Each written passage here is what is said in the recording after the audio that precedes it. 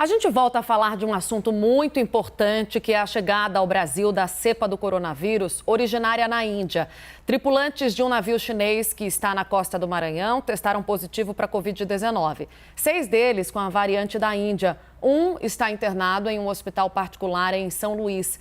O Maranhão não permitiu que o navio atracasse e adotou medidas para evitar a disseminação da cepa. Vamos conversar sobre essas medidas com o governador do estado, Flávio Dino. Boa tarde, governador. O senhor me ouve bem? Boa tarde, Tainá. Um prazer falar com você, com o Daniel e todos aqueles que nos acompanham.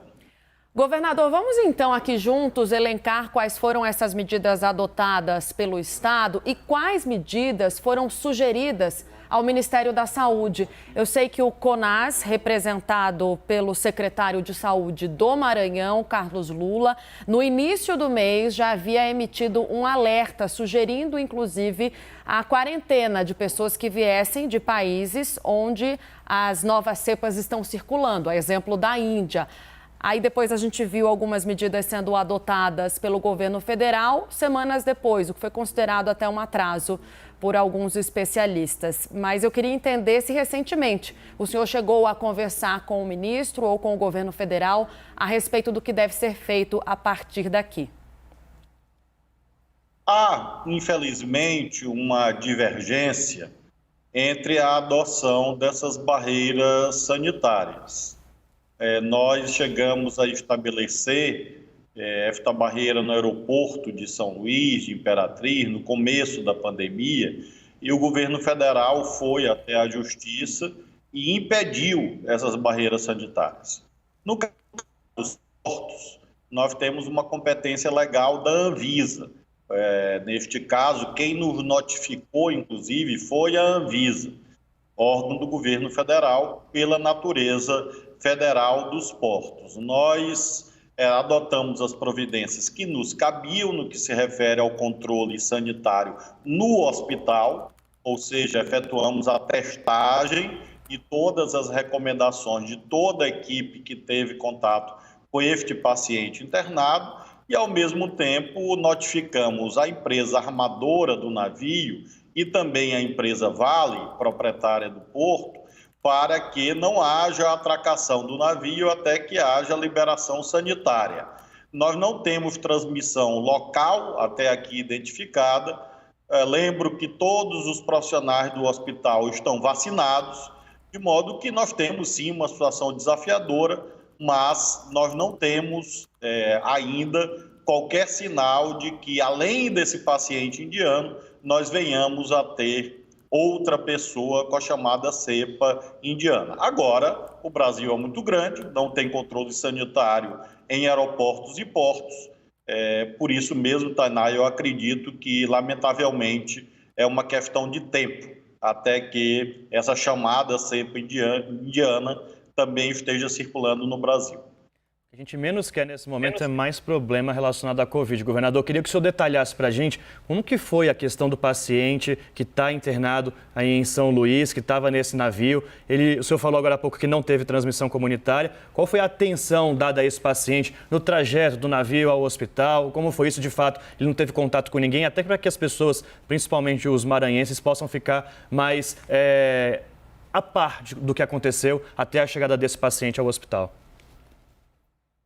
Um navio que vem para um dos nossos 3 portos não atraca imediatamente, ele tem uma espécie de uma área de espera, chamemos assim.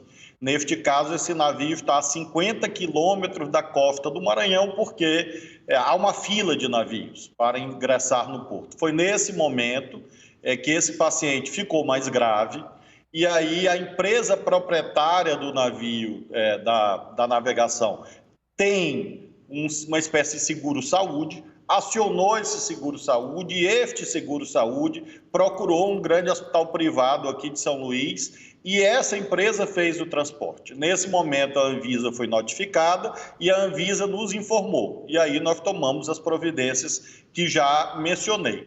Todas as pessoas que foram ao navio efetuar o atendimento, enfim, foram testadas, estão em quarentena, e nós vamos fazer a análise genômica se houver algum positivo, para identificar se seria ou não cepa indiana. A mesma coisa no hospital, um hospital muito respeitado, e todos os cuidados sanitários no âmbito do hospital foram adotados pela direção desse hospital privado e nós estamos acompanhando. Então, nós temos uma situação que eu diria intermediária. Nem é algo desejável, como você disse, Daniel, realmente não é. É um risco que faz com que nós tenhamos, inclusive, que ter rigor nas medidas preventivas. Por outro lado, não há qualquer indicador de que isto efetivamente esteja circulando no território do nosso estado. Tá certo. Governador, quando a gente fala dos estados, a gente já vê uma movimentação de outros estados, para além do Maranhão, do Ceará, onde há também aquela possibilidade, ainda uma suspeita, né, da variante ter chegado até lá. Outros estados se movimentando, já com esse risco, indo em direção ao Ministério da Saúde para cobrar uma postura coordenada e a adoção de medidas efetivas. Eu queria que o senhor ajudasse a gente a entender até onde vai o trabalho dos estados, o que vocês de forma coordenada podem fazer para evitar a propagação dessa nova cepa e o que é o limite do trabalho dos estados, né? Onde entra, então, a necessidade de ações efetivas tomadas pelo governo federal. Até onde vocês conseguem trabalhar e a partir de onde entra o trabalho do governo federal, onde ele se faz necessário? A legislação federal que criou o sistema de vigilância sanitária no Brasil fixa as competências que são exclusivas da Anvisa, da Agência Nacional de Vigilância Sanitária, entre as quais estão as atribuições relativas a portos e aeroportos, e por força de regra constitucional em que há o chamado poder de polícia administrativa federal sobre portos e aeroportos. Isso se dá também no plano sanitário. Então, o governo do Maranhão, o governo do Ceará, podemos auxiliar a Anvisa, mas nós não podemos substituir a Anvisa. Este tema, inclusive, Tainá, foi levado ao Supremo no começo da pandemia. Nós conseguimos uma autorização judicial, o Maranhão, Bahia e outros estados, para fazer barreira dentro do aeroporto. Depois o Supremo entendeu que nós não poderíamos fazer isso, a não ser que o governo federal nos solicitasse, nos autorizasse. Como o governo federal é dominado pelas premissas negacionistas, omissas, como nós sabemos, nunca houve esta providência. Diante deste risco e diante do que nós estamos assistindo, ou seja, uma pandemia de longo curso, com muitos desdobramentos e sem cenários claros, não há dúvida alguma que uma medida rigorosamente imprescindível e urgente é a adoção dessas barreiras em aeroportos e portos por parte da Anvisa. E tenho certeza, todos os estados estão prontos a colaborar com o governo federal se houver esta autorização. No nosso caso, não precisa nem a Anvisa fazer, só precisa que nos autorize, que nós fazemos, porque nós consideramos extremamente necessário. Governador, vou aproveitar a sua participação aqui com a gente, falando dessa questão do alinhamento com o governo federal, nessas medidas de enfrentamento à pandemia. O senhor tem acompanhado a CPI da pandemia e nos últimos dias vimos, inclusive, um vídeo do senhor sendo apresentado pelo senador Marcos Rogério falando da hidroxicloroquina, lá no início da pandemia, quando o senhor falava sobre esse medicamento. Como o senhor vê, até o momento, o trabalho da CPI da pandemia e o senhor teme ou espera que nos próximos dias a CPI avance, de fato, para investigar também os governos estaduais e municipais? Ou essa discussão deve ficar mais com o governo federal, como temos visto? Daniel, não há nenhum problema que a CPI trate sobre recursos federais que tenham sido repassados a estados e municípios, assim como também os recursos federais administrados pelo próprio governo federal. Lembremos que se estados e municípios receberam recursos federais, é porque alguém transferiu. Então, é uma investigação útil, sem dúvida alguma. E da minha parte, ela pode ocorrer com toda a tranquilidade. Aliás, nós já respondemos a indagações por escrito que nós recebemos. Agora, o que não é possível, diz a Constituição e o próprio regimento interno do Senado é que a CPI invada a competência de estados e municípios. O próprio regimento interno do Senado, há um parecer da consultoria legislativa do Senado que diz isso com toda a clareza. E eu e nenhum governador podemos compactuar com ilegalidades por parte de pessoas que estão muito ansiosas, até instáveis, em certos momentos desequilibradas mesmo, porque querem impedir que se revelem os fatos gravíssimos que levaram a este combate desastrado da pandemia no Brasil.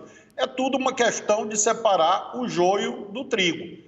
Nessa temática da cloroquina, este procedimento de pegar um vídeo de abril de 2020 e tentar transmitir como se fosse de agora, e vejam, no vídeo, nenhum governador disse tomem cloroquina, porque dos governadores retratados, inclusive eu próprio, nenhum é médico. O que eu digo no vídeo é exatamente o contrário. Não tomem medicamento sem orientação médica. Muito diferente do que aconteceu no plano federal, em que, sabe Deus por quais interesses, houve um desespero, houve e há um desespero de empurrar a cloroquina nas pessoas. Eu acho que este tema e outros demandam, sim, uma reflexão séria por parte da CPI do Senado. Governador, a gente agradece demais a sua participação aqui nesse plantão de sábado. Muito obrigada pelas explicações e pelas informações que o senhor trouxe. A gente continua em alerta, o espaço está aberto para qualquer novidade sobre o assunto. Boa tarde a todos e todas. Olha, inclusive o governo do Maranhão